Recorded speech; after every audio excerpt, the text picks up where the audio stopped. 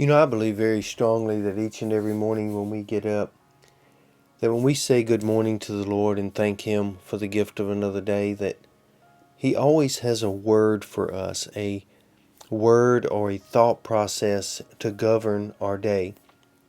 I believe that that is the Lord's instructions and wisdom that He imparts to us each and every day. And the problem is that if we do not take the time early in the morning before life gets in the way, before the enemy has a chance to begin to cloud or muddy our thoughts, if we do not take the time, even if it's just for a few moments before we get started, to just listen to the voice of the Lord and put our focus and our eyes upon Him, then we are going to miss not only a lot of great things that God may have for us today, but we're also prone to be caught up in traps and distractions and things that really weren't meant for us to be involved in at all. But because we didn't spend that time with Jesus, we missed that, and it changed the course of our day. That's why it's so important that we always try to spend our morning moments with Jesus. So I do welcome you in this morning as we begin to look at Hebrews chapter 12. I want to look at verses 1 and 2. Wherefore, seeing we also are compassed about with a great cloud of witnesses, let us lay aside every weight and the sin which does so easily beset us, and let us run with patience the race that is set before us, looking unto Jesus, the author and finisher of our faith, who for the joy that was set before Him endured the cross, despising the shame, and is set down at the right hand of the throne of God.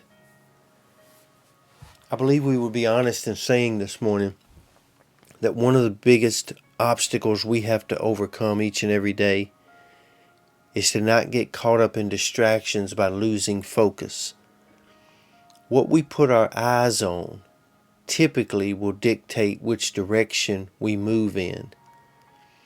Paul is writing here in Hebrews that it is very difficult to run a race looking backwards or looking to each side.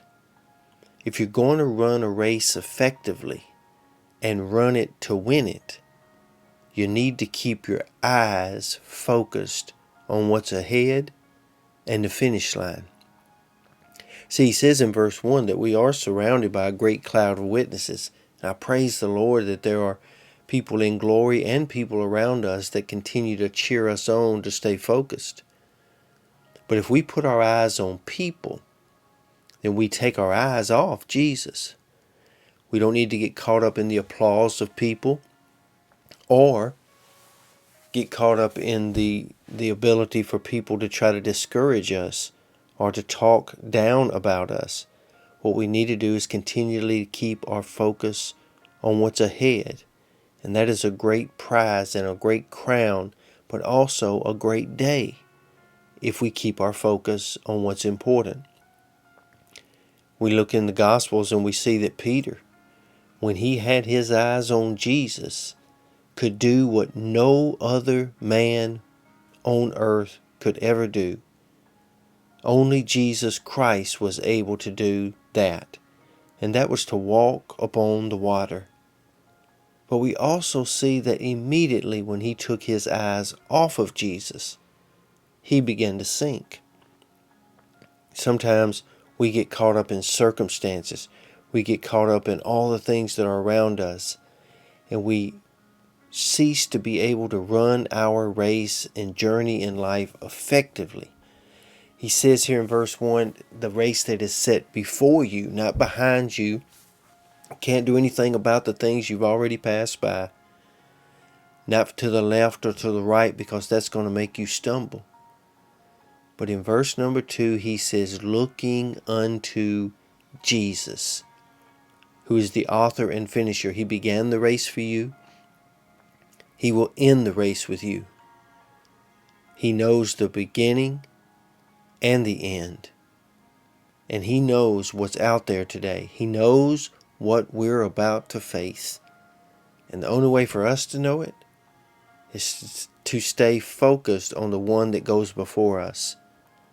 For he also endured his race, and now has sat down at the right hand of the Father. So let us stay patient.